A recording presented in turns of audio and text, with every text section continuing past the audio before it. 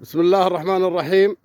اليوم الثلاثاء الموافق 18/2/2025. سباق القليب. مسافة السباق 185 كيلو.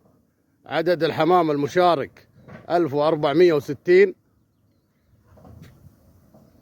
هذه مدينة القليب، وهذا المعلم، وهذه الشمس واضحة. لحظات ويتم الانطلاق. فالكم التوفيق يا شباب. وهذه الساعة 1 2 اطلق. بسم الله ما شاء الله. بالتوفيق بالتوفيق يا شباب، بالتوفيق. فالكم التوفيق يا شباب. وهذا الحمام ما شاء الله روح، والله يوفقكم.